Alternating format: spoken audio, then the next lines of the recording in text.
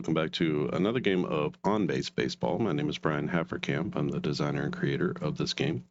And this is the flagship baseball game for the Clark and Addison Gaming Company. It was created back in 2021, 22 during COVID,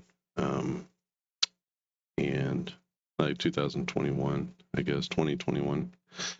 It uses sabermetrics as the game engine. So all of these players are using three major values. It is the batting runs, defense, and speed rating. So these are all sabermetric values. I'm using simply pluses and minuses for the errors because I'm not playing anything very detailed with the errors. It just requires a simple 2d6 plus a d9 if you have it. Most people don't, so we can modify a d10 so that any roll of, at least on my die, any roll of a 0 is going to be a re-roll. So we preserve that 1-to-9 ratio. And we use that for for finding the fielders, for different plays like strategy plays as well. All right. Sorry about that. Let's get into this one. This is going to be the 2016 World Series between the Cubs and the Cleveland Indians. We have game one from the city of Cleveland, and nice chilly night, October 25th, 2016. It's going to be John Lester on the mound for the Cubs against Corey Kluber for the Cleveland baseball team. This will be Lester at 25 for his stamina, 341 is his FIP. For Kluber, it is 27 on his stamina, 326 was his FIP that year. You remember, there were like 3 to 4 years where it was Corey Kluber time in the American League. This is a typical Cleveland Indians baseball team, if I can put it that way. Not a ton of hitting, although Carlos Santana had a really nice season, but nobody is in column one, the 30-plus batting runs, where the Cubs have 2 batters in that column. But they do have 1, 2, 3, 4 players in column 2. So a very balanced offensive team. Column 2 is batting runs 10 to 30, which is typically your all-star level players who are not your upper echelon MVP candidate types, but some of the guys who are in the upper 20s could definitely be considered in the MVP conversation. They're sort of at the cusp. So Santana had a terrific year. Jose Ramirez on this team as a young player, and 14 batting runs. And Jason Kipnis had a really great year at second base. So let's go through the Chicago lineup. It's going to be Dexter Fowler in center field, Chris Bryant at third, Anthony Rizzo at first, Ben Zobrist with a terrific year, 19 batting runs. He is hitting cleanup and playing left. He was sort of a Swiss Army knife for Joe Madden that year. Kyle Schwarber gets the start at DH, having missed the entire season. I think he got hurt in game number 1 or 2 and then wound up coming back for the playoffs. Javi Baez at second base. Chris Coughlin is in right. Addison Russell is at short. And David Ross, so Rossi behind the plate, catching and batting ninth. For Cleveland, it's Rajai Davis in center field. Jason Kipnis at second. Frankie Lindor is at shortstop. Mike Napoli, the cleanup hitter, at first base. Carlos Santana is the DH. Jose Ramirez at third. Brandon Guyer is in left. Lonnie Chisenhall gets the start in right. And Roberto Perez is the catcher. And aforementioned Lester on the mound for the Cubs and Corey Kluber for the Indians. So I think we're ready to go in this one.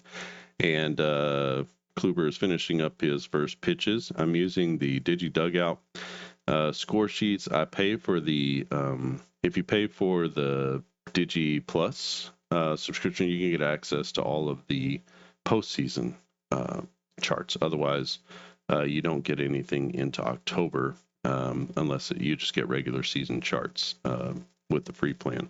So I think it's worth it. Support the developer. He's doing some really cool stuff behind the scenes, and at least for the roadmap ahead, seems like some really interesting things. I have gone through, and you also get the ability to customize your score sheets. So normally this would be in the middle. I like to have home team, visiting team, pitching on the bottom. I think I added in a couple more spots down here as well. So you get a chance to sort of customize your score sheet how you like it. You can add or remove things, change what the position of where things are. You can put this down at the bottom or whatever you want to do. So that's kind of cool to be able to do that as well. So I really appreciate that. All right. We got our game engine chart over here. That's what we're going to play off of. We have all of our player ratings laid out. I'm just using the roster sheets. So if you buy any of our on-base baseball seasons, you get the cards and you get the roster sheets. So it's all the same data, just provided two different ways. The roster sheets, obviously, I've just printed off one page for Cleveland, one page for Chicago, front and back. And then I literally have access to everyone who is rated for the Indians. And you can see this is the Rockies. The entire Rockies team is here on one sheet. So you can go through and you have your batting, defense, and speed. These first three, batting, defense, and speed, you have your first three columns here. And then all the rest of this is just, it's whatever their stats are. So you can see their stats. Nothing to see on the backside, as those guys didn't get a lot of ABs, but here you can see everybody's stats. And, you know, you've got your traditional average, home runs, RBIs, doubles, triples, walks, strikeouts, etc. on this side. And here you have all of your sabermetric stats. So Jason Kipnis, 275 average, 343 slugging, 469 469 slugging, 343 on base, OPS of 811, and a 347 WOBA. Here's weighted runs created plus. Here's his WAR, and then you get into sort of traditional stats here: games played and at bats and all that good stuff. But over here we have all of our sabermetric stats, so you can see each player, especially seeing their WAR, seeing their weighted runs created plus. Carlos Santana at a 130, which is excellent. And then I have pitchers on a separate group of pages. So I keep pitchers and separate pitchers and batters separate. And so that's kind of how that works. Sorry, it's 6 a.m. It's early. I've had coffee, but boy, it's got to kick in. All right, so let's go with Chicago at Cleveland. This will be game number one. We're going to roll these two dice first, and we're going to check our chart. It's on an 11 to 66 roll, but we're going to look at the smallest number first. So it's not like APBA where you have 36 chances. We only have 21 chances because we're looking at the smaller number first. So that's a 56. That is a 34. We're not looking at the dice just happen to be two different colors. But you don't need two different colored dice. You can just play with like regular old white dice or whatever you have. And then for the D10, this is going to tell us where the ball goes and some of our extra kinds of plays here. So we roll them all together. First, we're going to check the pitcher's chart, and then we're going to check the batter's side. So if it's a blank on the pitcher's side, we'll go to the batter. If there's like we roll an 11 and there's a strikeout, we go ahead and take that first result. So that's how the batter-pitcher interaction works with on-base baseball. Very simple game to play, and we're going to start up with the 66 for Dexter Fowler. 66 for Kluber. So Kluber is a 3.26 FIP. That means we're looking at what I would determine to be column 1, which is 0.00 FIP. Actually, I guess if it was less than 0.2, to 3.50. So these are going to be your elite pitchers in this column.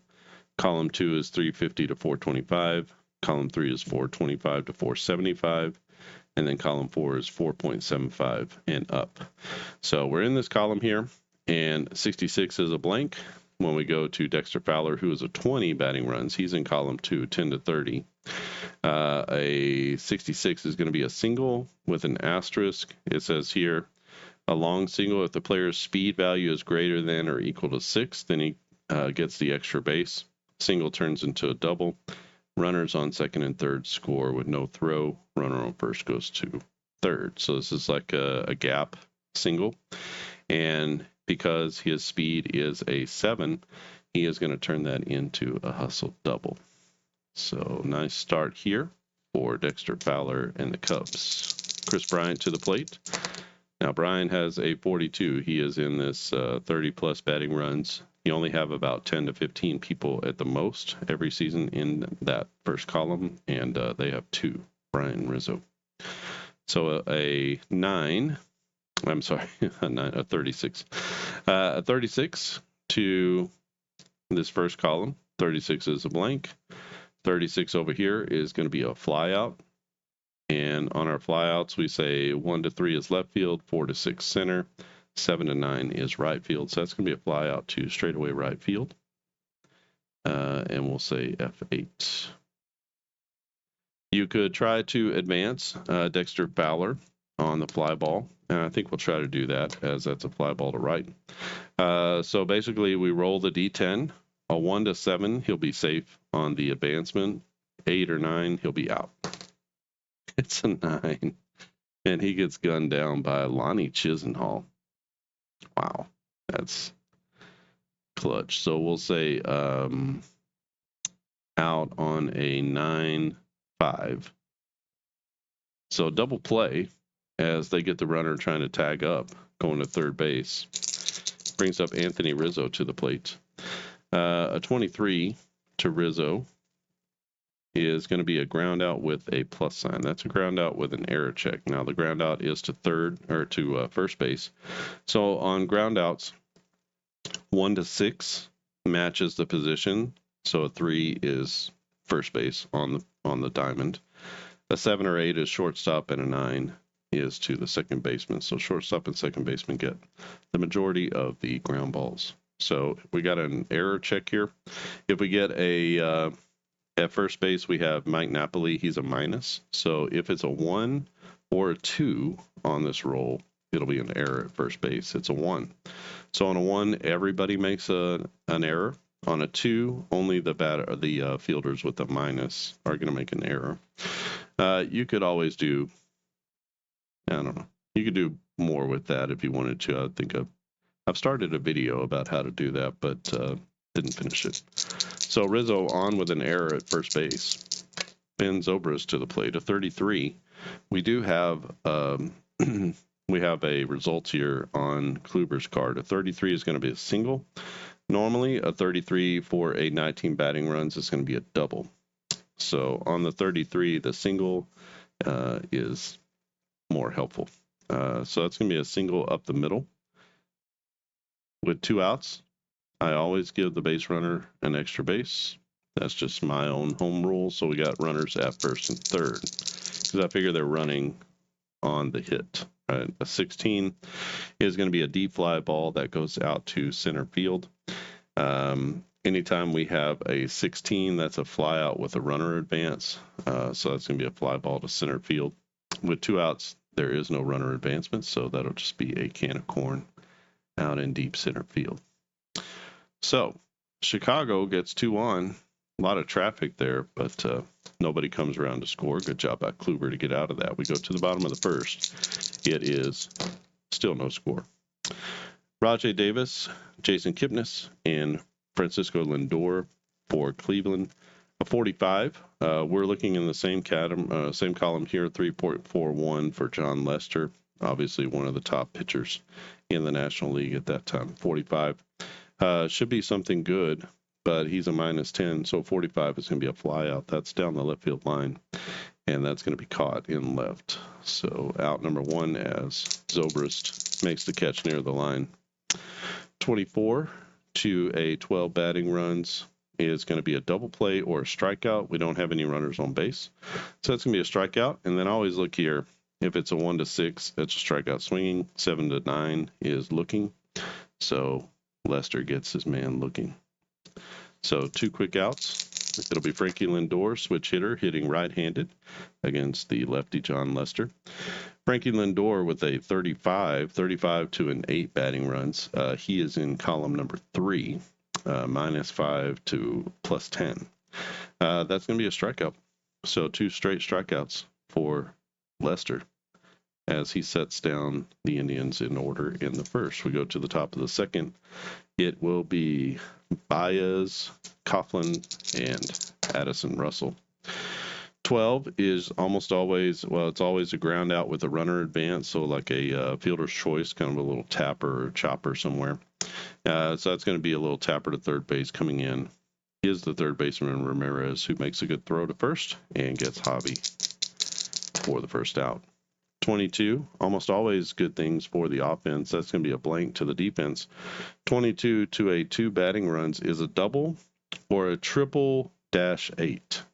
So if this here is an 8 or a 9, it's a triple. Otherwise, it's a double. We have a 7, so that's going to be a double. So you can think of that as a sort of split result. So Chris Coughlin with the 2-bagger, and we'll call that a double into right center field. Addison Russell to the plate, a 14 for Russell, who is a -4 batting runs. That's a hit by pitch or a walk -2. So if it's 2 or greater, it's a walk, and that is a walk. So on those results, it's a hit by pitch only on a 1. David Rossi to the plate. Let's see what he's got. An 11 is going to be a strikeout, and that'll be a strikeout looking. Remember, on a 0, we're going to re-roll. So that's 2 down in the inning as Dexter Fowler comes up to the plate. He doubled in his first at-bat. A 45 could be really good. 45 to a 20 batting runs is a single. And remember, with 2 outs, I give everybody an extra base here. So a single is going to bring home a run and push 1 run to third base. So an RBI single for Dexter Fowler, and that gives the Cubs a 1-0 lead here in the top of the second. 23 to Chris Bryant is a ground out with an error check, so that's to the third baseman Ramirez. A 4 is no error, and he's going to go the long way with 2 outs. That'll be out number 3, but the Cubs do put up 1 here in the second, and they take a 1-0 lead over the Indians. For Cleveland, it'll be Napoli, Santana, and Ramirez here in the bottom of the second. A 25 to an 8. 25 to an 8 is a fly out to right field with an error check. No error in right field. So fly out to right as Chris Coughlin makes the catch in right field. That's out number 1.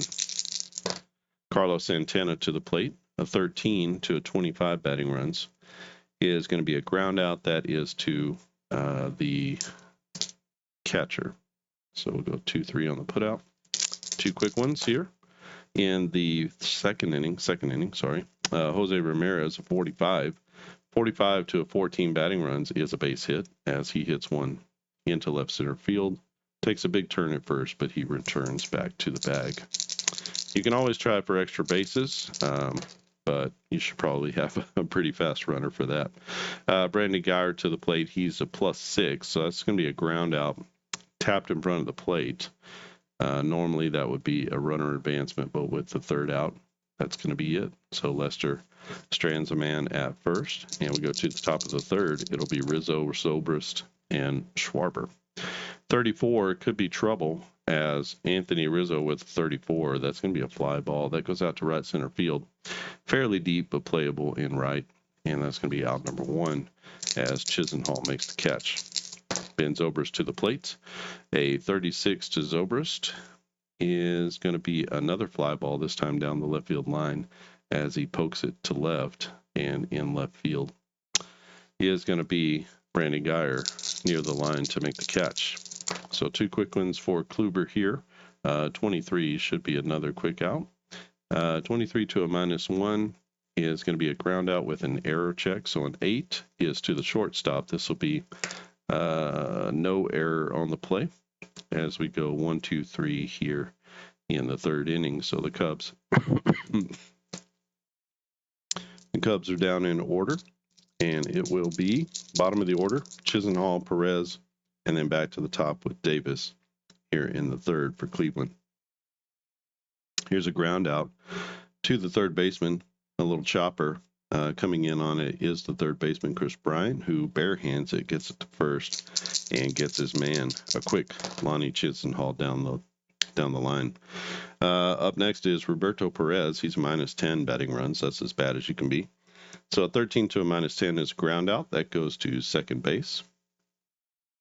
Easy throw over to first, and that will be Baez at second base in this game. Fly ball here, that goes out to right center field. The center fielder is Dexter Fowler. He's going to range over and make the play. And that'll be another 1-2-3 inning for John Lester, who's cruising against this Cleveland Indians lineup so far in game one.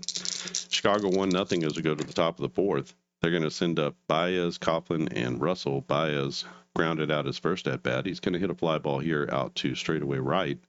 That is a deep fly ball, but playable. And that'll be out number one as Chisenhall backs his way up to the wall. 34 to Coughlin. Coughlin with a double already.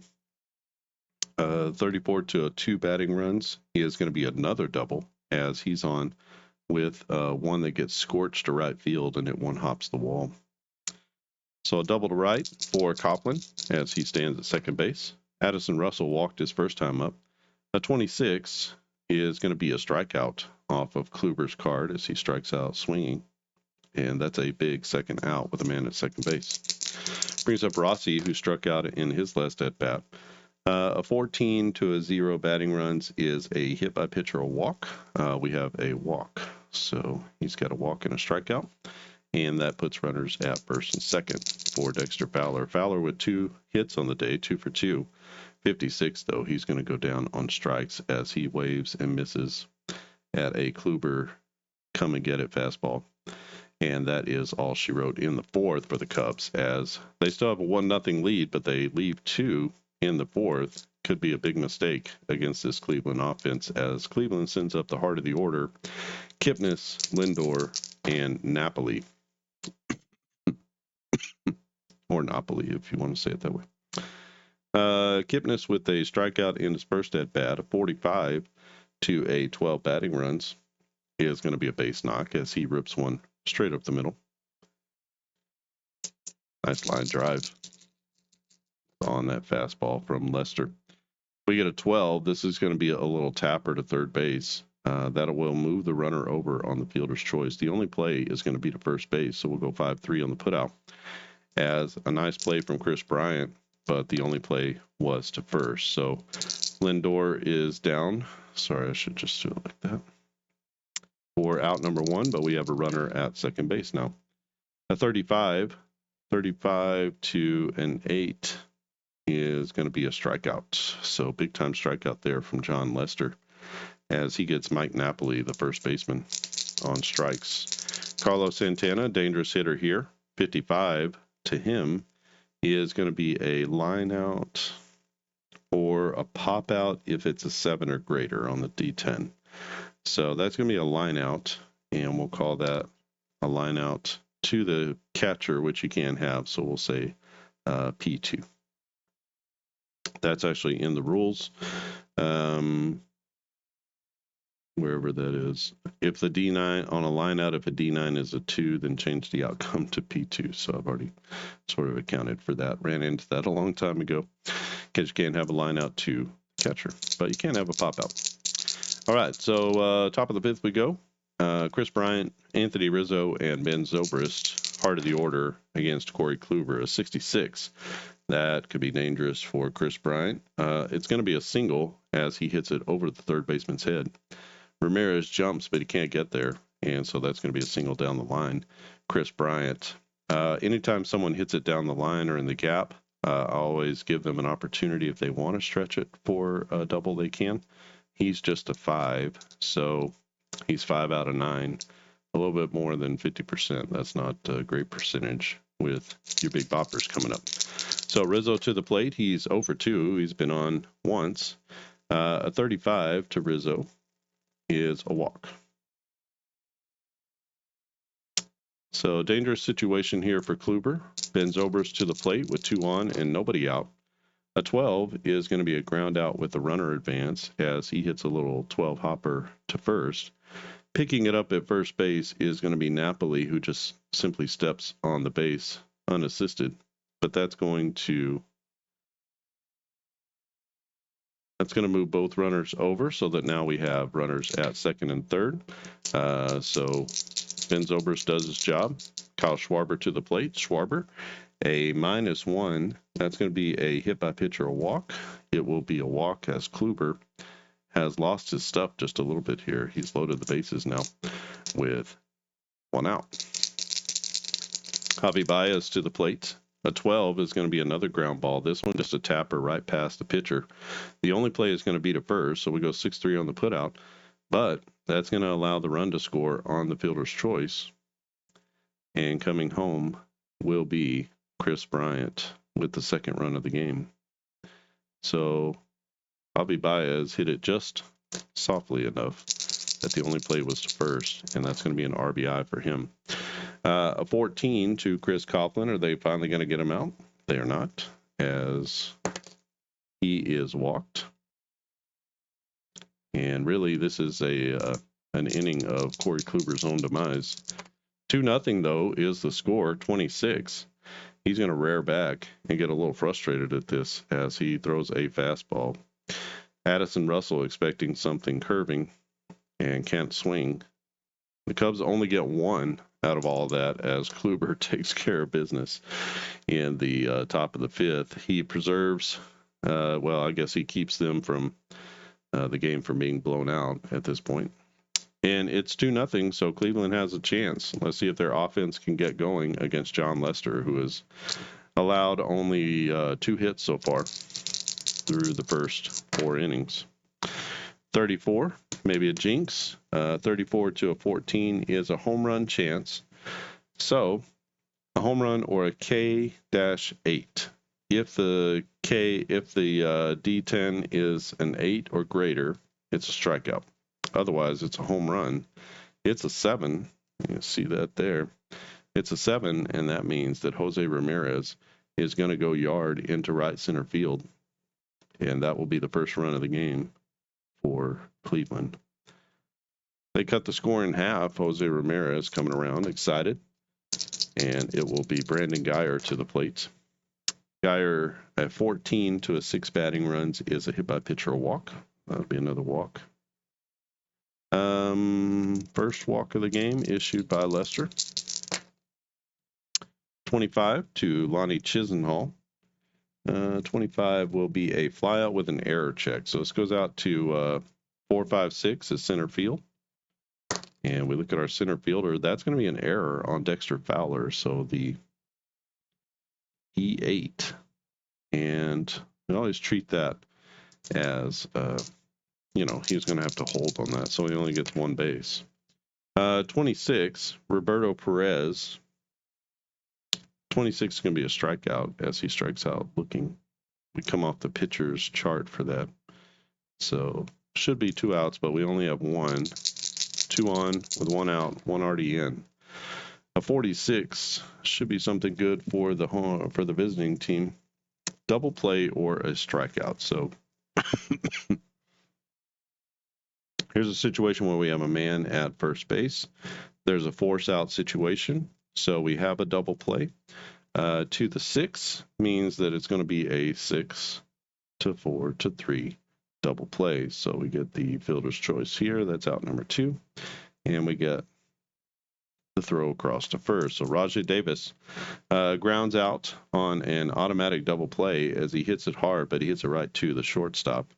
And they go Russell to Baez to Rizzo for the inning-ending double play. But Cleveland does get 1 in the 5th.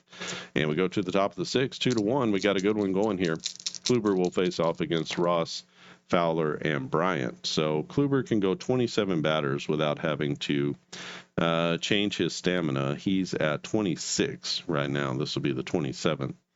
The way I count it is if they go out for an inning and they haven't reached their stamina yet, or if they've reached their stamina or less, then they continue in whatever column they're in. If he had gone out and he was facing the 28th batter, which is more than his stamina, I would have dropped him down a column. So if he goes out for the next inning to start the next inning, he would have to pitch out of column 2. Your better pitchers, that's still going to be pretty good. A FIP of 350 to 425. So that's how the stamina works in this game, but we'll see if Kluber makes it that far. He's got a 33 here. That's going to be a single to Rossi, who hits it into the right center field gap, and that's going to be a 1-out or a leadoff hit. Ross now 1 for 2. 26 to Dexter Fowler. 26 is going to be a strikeout, so that's where that comes into play, right? So if he was one column over, it would be over to the batter, but here he gets a strikeout, and that's going to be a strikeout swinging on Dexter Fowler. Fowler now 2 strikeouts on the day. He is 2 for 4. Chris Bryant to the plate. Bryant with a single scored in his last at bat, a 34. To a 42 batting runs is a fly out. That's going to be to straightaway right field. The runner's going to hold at first base. Ross not with great speed. And Anthony Rizzo to the plate, 55, will be a line out or a pop out. If this is a 7 or greater, it's an 8, and that will be a pop out. We'll use our infield, so it's a pop out to shortstop. We'll go P6. So on those pop outs, I just use the what we would normally do for ground outs on the infield. So that's going to be all she wrote here in the 6th. You get a leadoff single from Rossi, but they can't get him around to score. It is 2-1 Chicago as we head to the bottom of the 6th. John Lester can go 25 batters before he is reaching his stamina. He's only at 19 right now. It's been very efficient so far. He has given up the 1 home run to Ramirez, but hasn't given up a lot of hits or walks. So he's going to face the middle of the order here in the 6th inning. Kipnis, Lindor, and Napoli. 23 to a 12 batting runs will be a ground out with an error check. So that grounder, no. Oh my gosh. Where did it go? All right, that grounder is going to go to shortstop, so that's going to be the person we check for the error. The shortstop is Addison Russell. He's a plus, so only on a 1 will he make an error, and he does not make the error. So we'll go 6-3 on the putout. That's out number 1. Frankie Lindor to the plate. Lindor with a 24 to an 8 batting runs is a double player strikeout, so that's going to be a strikeout looking for Lester. Lester with 2, 3, 4, 5 strikeouts on the day. Brings up Napoli. Napoli, one of those strikeout victims. He's going to fall victim the same way. 24 is going to be a strikeout, and he gets Napoli swinging. So 1-2-3 inning in the 6th for Johnny Lester, who is looking brilliant in this one. We go to the top of the 7th. It is 2-1. We're going to leave Kluber out there, but we'll keep him on a short leash. He has made his way through the roughest part of the order, which is the top 3. He's still got Zobrist to deal with, but then it'll be Schwarber and Baez. 1 for 3 day for Ben Zobrist, a 34 to a 19 batting runs is going to be a home run chance or a strikeout. If this is an 8 or greater, it's not. It's a 3, and that's going to be bombs away for Ben Zobrist, who goes to the opposite field into left center field, and that's a bomb at Jacobs Field. So that's a solo home run for Ben Zobrist, who stays hot, 2 for 4, as he had one of the great runs for the Cubs. He had like a 2-year stretch where he was just unbelievable. Came over, I believe, with Joe Madden from Tampa Bay, where he had a lot of success as a utility man.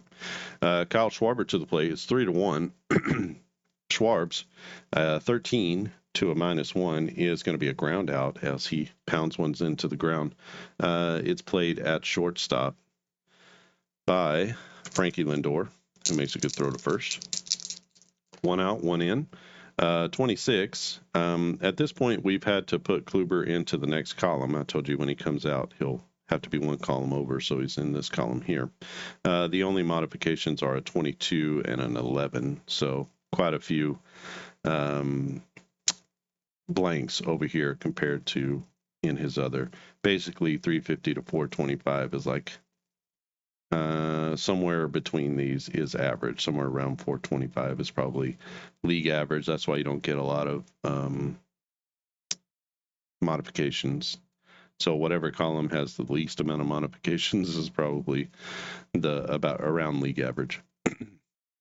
A 26 to a -3 is going to be a ground out that is hit to the first baseman.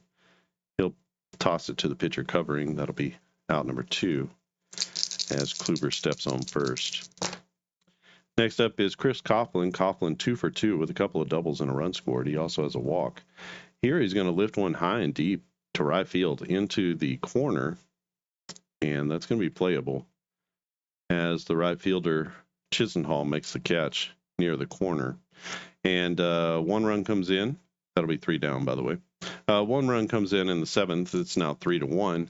Johnny Lester is going to go back out there. He's not even close to his stamina. His stamina starts right here, and he is at like 20, what is that? 18, 19, 20, 1, 2. He's at 22. He can go 25. It's conceivable he could go 2 more innings without even having to change. So if he gets a 1, 2, 3 here. 35 against Carlos Santana. A 35 is going to be a strikeout as Lester gets another K. I believe that's strikeout number 6 or 7 on the day for him. We'll tally everything up at the end. 1 down, and Jose Ramirez to the plate. Ramirez 2 for 2 with a homer and a single. He hasn't gotten up to bat a lot, but when he has, he's done some damage. He's got another base hit here as he hits one through the hole on the left side into left field. So Ramirez, a 3 for 3 day. Brandon Guyer to the plate. Guyer is 0 for 1. A 26 is going to be a strikeout as Lester gets him swinging. Probably a slider. And that will be 2 down for Lonnie Chisenhall here in the 7th inning. 36 to Chisenhall, who is a 0. That'll be a fly ball out to center field. That's a can of corn out there. And that will be the 3rd out as they strand a runner at first base. We go to the top of the 8th inning. It's 3-1. We're going to get a new pitcher for Cleveland. So let me put you on hold as we go to the bullpen. All right, the new pitcher is going to be Andrew Miller, the long, lanky lefty, who came to the Indians via trade, I believe. At the end of that season, they fortified their bullpen.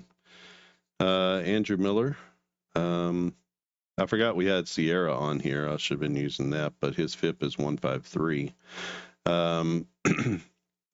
ERA, 4-0 record, 1.55 ERA in 29 innings pitched for the Indians. 3 saves he had, and 46 strikeouts in 29 innings. Only 2 walks. 46 strikeouts to 2 walks. It's ridiculous. 44.7% K percentage, just a 1.9% walk percentage. And wow, it's unbelievable. He'll face off against Addison Russell, David Ross, and Dexter Fowler, who are looking at this big lefty who probably looks like Randy Johnson out there. He looks like he's a power forward. I remember he's super huge. And he throws from the side, and if you're left-handed, you don't have a chance. Addison Russell is not. He's right-handed, so maybe he's got a chance. 46. 46 to a -4 is going to be a strikeout as he becomes a first strikeout victim for Andrew Miller. And it will be Rossi to the plate. Rossi, also a right-handed batter. He's 1 for 2 on the day. Singled his last time up and was stranded. A 15 to a 0 will be a single. So David Ross pokes one through the right side. He's now 2 for 2, and he gives the Cubs a base runner with 1 out. Dexter Fowler to the plate. Fowler with 2 Ks in his last 2 at-bats. A 15 to a 20 batting runs is going to be a ground out. So he hits it to shortstop. And what we do on a double play is if it's not an automatic double play, we can try for the double play. What I like to do is just go ahead and give and concede that out at second base. And then we roll against the batter's speed, which is a 7. If it's an 8 or 9, he's out. If it's 7 or less, he will beat it out at first. It's a 6. So he's going to beat that out. That will be a 6-4 fielder's choice. And there are 2 outs. Dexter Fowler at first, Chris Bryant at the plate. Bryant is 1 for 4 with a single and a run scored. He's going to hit a little tapper to first base here. It's right next to the bag. Napoli fields it and steps on the bag for the 3rd out. So that's it for the Cubs in the 8th as Andrew Miller comes in and does his job. We'll go to the bottom of the 8th, and it will be Johnny Lester. 27 is his stamina. Or 25 is his stamina. He's at 26. So when he goes out, this will be the 27th man, and that will be we'll have to move him down a column. Let's see if Lester can get things to Aroldis Chapman. Can Lester get through the 8th? We'll find out. Roberto Perez is the first batter. He's over 2. A 33 is going to be a base hit as he gets one through the left side. And he gets around on a breaking pitch that stayed up. Rajai Davis in center field, another 33, another single, as that will be a base hit to left center. So 2 on, and that's a little too close for comfort. So we're going to go to the bullpen as Madden says, I think your day's done. We are going to get a little something going on. All right, well, I'll let you sit by as I evaluate here. So I know you can't see that very well because it's so small. But what I do is I typically go for the relievers. I have them sorted by innings pitched, I believe. 202. I think I have them sorted. I have them sorted by starting pitching or relief pitching and then innings pitched. So if you look at the relievers, you have the ones that pitch the most. So when you look at your relievers here, Trevor Cahill, who was not very successful as a starter, but did have some success as a reliever, he was pretty good that year. Got into 50 games, pitched 65 innings. I might look at who had saves. Hector Rondon with 18, and then, of course, Aroldis Chapman with 16. So we'll go with Rondon out of the bullpen as he was a pretty good option. I can't remember if he was hurt for the World Series or not, but had a problem with home runs as he had a 1.49 home runs per 9, but he had a 350 FIP. So right at 350, we'll bring him in, and he will be able to pitch out of this first column. So Rondon comes into the game. He is probably a 4 stamina, something like that. 4 and a 350. He'll replace Lester. Lester goes 7 innings. He is responsible for the people on base. He only gives up 1, 2, 3, 4, 5, 6 hits. 1 run. That could change. He had at least 1 walk, so 1, 2, 3, 4, 5, 6, 7, 8 strikeouts. Nobody hit by the pitch. He faced off against 28 batters and no wild pitches. Kluber, by the way, 7 innings, 8 hits, 3 runs, 5 walks, which were killer, but he did have 4 strikeouts. So Lester's day is over. 7 innings, 6 hits, 1 run. He's actually responsible for these 2, so we'll see if that changes. 1 walk and 8 Ks. Hector Rondon is going to pitch out of this column here. I accidentally gave Lester this column because 33 was a single, and Rondon has the same problem as that's going to be a base hit down the right field line. and everyone will move up. We could potentially have scored this guy, but not going to do that. So what we're going to do is I'm going to play the infield in. We got bases loaded. Nobody out here in the 8th. It's 3-2. And when I play the bases load or the infield in, what I do is on a double play, an automatic double play like a 44 or a 46, I go home to first on the double play. And on a potential double play, I also go home to first. So it could just be that it's a fielder's choice and it's bases loaded again. So that's how I play that out. On an error, everybody's going to move up one base. On a ground out with runner advancement, we'll do a fielder's choice to first base. The run will score. So that's basically what I do. There's no changes necessarily to the chance of getting a hit or anything like that. Although if you were super advanced about that, you could do that. So 25 to an 8. This is Frankie Lindor. He is going to hit a fly ball to right field. We need to check the error on the right fielder. That's Chris Coughlin. He does not make an error. So this is a fly ball to right, and that's going to be out number 1. It does not have the advance, so it's not a 16. A 16 would be automatic advancement, which is a deep fly ball. We are not going to try to score this runner. He is a 2. So we got bases loaded and 1 out. Still the infield in. Actually, we'll play the infield back. We'll concede the run for a double play. All right, so we're going to get a ground out to first base. It's a little tapper. Everyone is going to advance, so the runner is going to score. We're going to trade an out, though, so it'll be 3 unassisted as the first baseman, Rizzo, simply steps on the bag. That's the only play that he had. So everybody's going to move up on the fielder's choice. And this run is going to score, as that was the only play they had. So fielder's choice, that's going to be an RBI for Mike Napoli. And Rondon is 1 out away from getting out of a huge mess. That does not close the book on Lester, although he's at 2 runs now. All right, Carlos Santana, there's nowhere to put him. Actually, there is a place to put him, isn't there? But Jose Ramirez has had a day. We're going to face Santana. Could be a fool's errand. 13 is not. So a 13 to 25 is going to be a ground out. This is to the shortstop.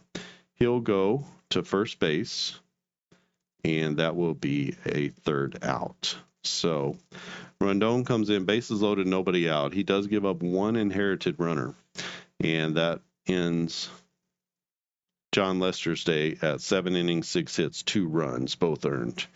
1 walk, 8 strikeouts, and Lester is still on the hook for the win. A terrific job by Rondon. And we are going to go to the 9th inning. It is 3-2, the thinnest of margins for the Cubs as they look to steal game number 1 in the 2016 World Series.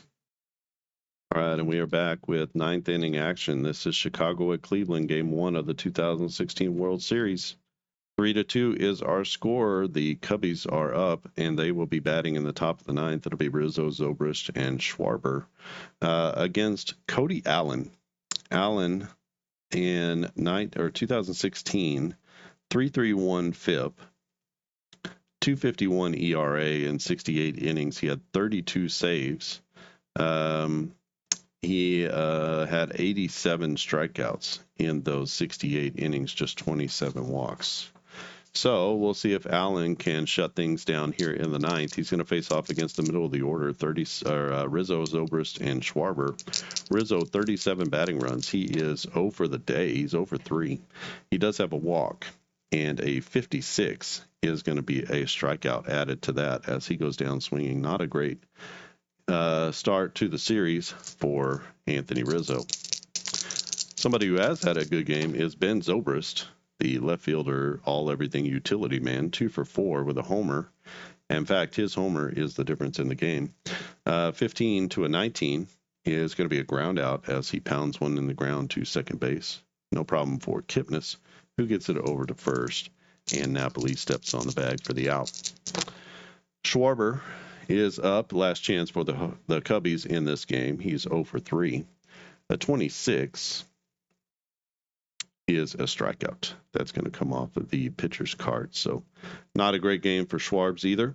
This is a young Kyle Schwarber. I think he was a rookie or second year coming up in this game. So that's a 1-2-3 ninth inning for Cody Allen, who comes in and lays the wood to the Chicago Cubs. And now you know what we get. We get the big, lean lefty. It will be Aroldis Chapman coming in to throw 100. And let's see if he can shut down Jose Ramirez, Geyer, and Chisenhall. All right, we're down to it. Bottom of the ninth inning. This is what every kid dreams of. 3-2 is our score. Chicago over Cleveland at this point. Aroldis Chapman comes in. He replaces Rondon. Rondon goes 1 inning, gives up 1 hit, no runs. The 1 run was charged to Johnny Lester, who is on the hook for the win at this point.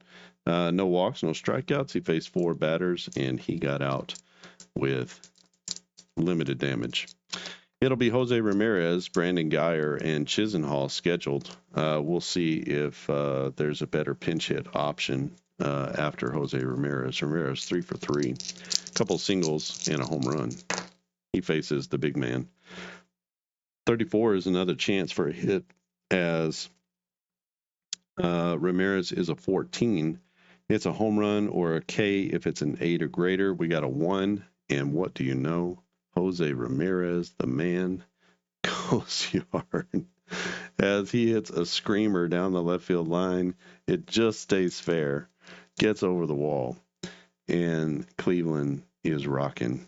Unbelievable, as Jose Ramirez comes up with the big home run. Let's check out the, oh my gosh, off of the big lefty closer. Got a fastball he liked, and he took it the other way. Let's see what we got on the bench here. Tyler Naquin is a 14 batting runs. Don't know if he was available or not. And Marlon Byrd was on the team, Brandon Geyer, and there's not a lot of other great options there.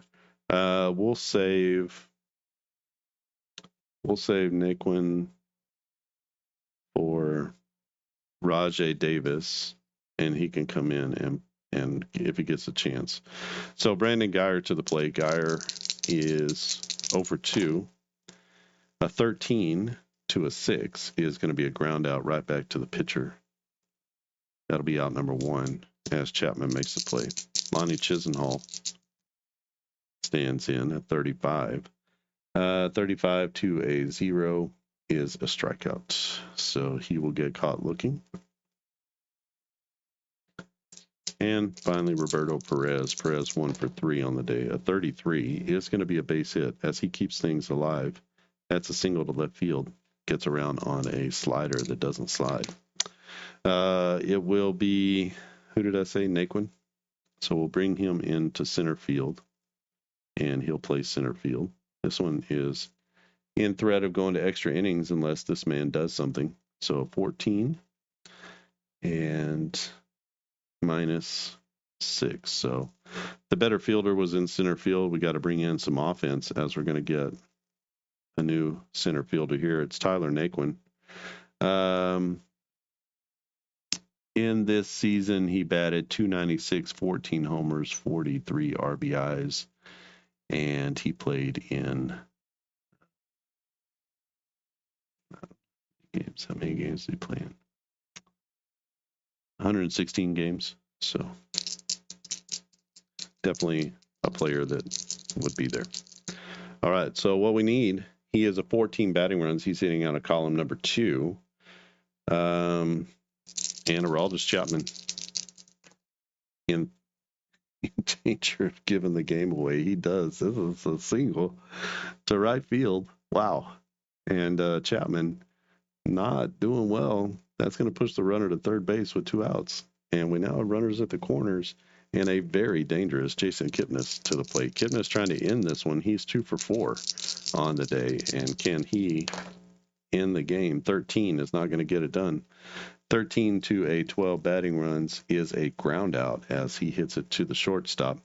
Going to go to the short way, 6-4, as the shortstop is Russell to Baez. That'll be the third out of the inning. And we are going to extras as Cleveland comes through. They've scored 2 runs in the last 2 innings off of the 2 Chicago closers in order to tie this game up at 3. And so we'll go to the 10th, and we need new pitchers. New pitcher for Cleveland is going to be Brian Shaw. Brian Shaw in 2016, 2-5 record, 3.24 ERA, 66 2/3 innings. He had 69 Ks and 28 walks. He'll face off against the bottom of the order, Baez, Coughlin, and Russell, 56. At a 394, he's coming out of column 2, and a 56 is a blank. 56 to Javi Baez will be a strikeout as Javi takes a huge cut and comes up empty. Brings up Chris Coughlin. Coughlin is 2 for 3 with a walk and a couple of doubles. A 33 could be big time here as he is a +2. 33 to a +2 is a home run. Chris Coughlin says, "Give me that back," as Coughlin goes yard. Wow, to dead center field. And wow. Oh, the crowd is stunned into silence as Shaw gives up a bomb to center field. Chris Coughlin. Oh, man. Addison Russell to the plate. 23 for Russell, who's a -4. That's going to be a ground out to the third baseman. And no error on the play as Ramirez makes the play to first. That's out number 2, actually. So 2 down, and David Ross to the plate. Rossi is 2 for 3. 12 is going to be a little tapper. To the shortstop, coming in hard and making a snap throw to first is going to be Lindor. But the Cubbies score 1, and they take a 4-3 lead. They need to bring in a new pitcher, and let's see who can close down the game for them. Right, and into the game for the Cubs is going to be Pedro Strop. Pedro Strop. Strop was a closer for a while. I don't think he was closing this season. 54 games pitched, 2.85 ERA, 47 1/3. He had 60 Ks and 15 walks for a 291 dip. So he'll be pitching out of column 1, and let's see if he can do a little bit better than Chapman. It'll be Lindor, Napoli, Santana, so he's going to earn this one if he gets through it. 25 to Frankie Lindor is going to be a fly out. That is to dead left field. In left field is Ben Zobrist, and he makes a fine running catch, and that is out number 1. So tough play out there that he makes a good catch on. Napoli to the plate. Napoli is 0 for the day. He does have an RBI. He drove in the second run of the day for the Indians. A 55, 2 and 8 batting runs. It's going to be a line out or a foul out. So we've got either a 6 or greater for a foul out. That's going to be a line out as he lines it to the shortstop. No problem for Addison Russell, who reaches out and makes the grab. Santana is the last hope. Down 3-2. A 13 to Carlos Santana. Santana is 0 for 4. And he's going to be 0 for 5 as he grounds out to the shortstop. Addison Russell makes a good peg, and that is going to be all she wrote in the 10th inning on a Chris Coughlin home run. Coughlin 3 for 4 on the day with a homer, 2 doubles, 2 runs scored, and the game-winning RBI. Which we should put there. Game-winning RBI. And player of the game is going to be Coughlin.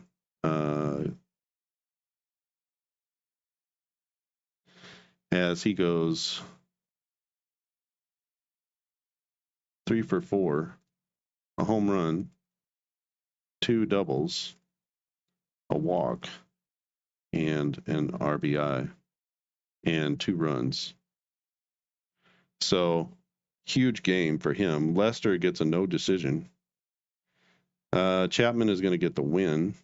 Strope is going to get the save. And Shaw is going to take the L. As Shaw comes in and he gives up 1 hit, 1 run, no walks, a strikeout, base 4. And he is going to take a tough luck loss. Strope comes in for 1 inning. He gives up a whole lot of nothing here. Face 3 batters, and he will get the save. So the win goes to Chapman.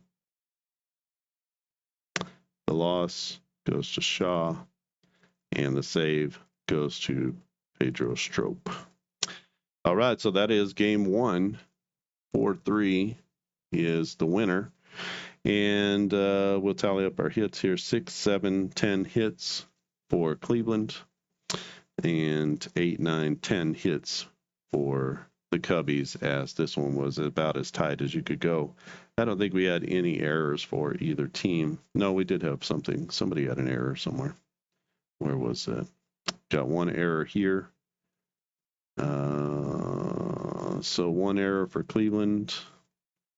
And was there an error over on this side? There was E8. And 1 error for each team. So 4-3 is our score. Chicago takes a 1-0 lead as they're up 1-0 in the series. And we'll go to game 2. So I'll play game 2 out at some point. But this is On Base Baseball from the 2016 season, which you can purchase at clarkandaddisongaming.com. Again, you'll get all the players carded that you've been seeing me with the roster sheets. You'll also get the roster sheets, which is just dozens of pages with all of the players listed out with their ratings. You just transfer them simply to the sheet here, and that allows you to play the game with just the single game engine chart and your dice. So a super small footprint, or you can cut the cards. The cards replace this part, and you don't necessarily need to put their ratings, although sometimes it's helpful to have them right there in front of you. You can transfer those or not. They'll be on the cards themselves, and they're easy to see. And then you'll have all their stats and everything. So everything that's on this roster sheet is on the cards, and including these columns. So whatever the column is appropriate for the player, it shows up on his card for the pitchers and the batters. So you do the same thing. You look at the pitcher card first, then you go to the batter. If you look in the On Base Baseball playlist, you'll see a ton of On Base Baseball videos. It's my longest game. It's my most successful game. And it uses sabermetrics, which is pretty cool. And not many games that are using sabermetrics for their ratings are actually exposing the sabermetrics to the cards. So it's a little bit of a unicorn in the tabletop baseball world. Taking a lot of heat for that early on, but people are catching on now. That's how it works. All right, we'll put it away here. Chicago takes a 1-0 lead in the series on a 4-3 10th inning victory. Chris Coughlin, do it, young man, as he is the player of the game with a game-winning RBI. John Lester, a terrific game pitched. And after Chapman blows a save, Pedro Strope comes in and blows away the middle of the Cleveland order for the 1-0 lead. If you have any questions or comments, leave them down in the comments section. I know this was a fun World Series to watch. I remember watching it, and living here in Chicago, it was a huge deal. Growing up a Cubs fan, at least a secondary Cubs fan, I guess, growing up in Texas, but kind of being a secondary Cubs fan, it was a big deal, and I understood. So a lot of fun to watch that here. Sorry, Cleveland fans. It was a great series. Hopefully we'll have the same great series that we had in real life. It's started with a bang here in game 1. If you haven't subscribed to the channel, click on subscribe. You'll be notified of new videos when they're posted. If you like this video, just give it a thumbs up. That's an easy way to support what we're doing here. And also, if you have not purchased anything from me, or if you haven't gone back to the website for a while, go to clarkandaddisongaming.com. Very appropriate for this game. Clark and Addison Gaming, if you know. ClarkandAddisonGaming.com, and look through everything. We have football, basketball, baseball. There's lots of other sports. So I have AIG Soccer is in beta, and you can download the Premier League teams and play that out and just send me your thoughts. You can always email me at clarkandaddisongaming@gmail.com, or you can just simply use the contact form that's on the website so you don't have to remember anything extra.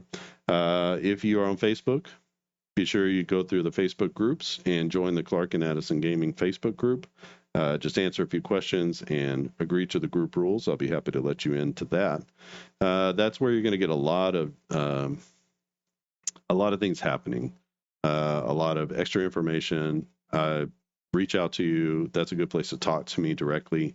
You can send me messages on Messenger, and I was just talking to a gamer here in the Chicagoland area on Messenger last night. So that's very cool to just be able to talk to people and get their impressions of the games or answer their questions. I'm totally open. If you have a question about a game, simply send through the contact form or email me. I'm happy to help you as much as I can.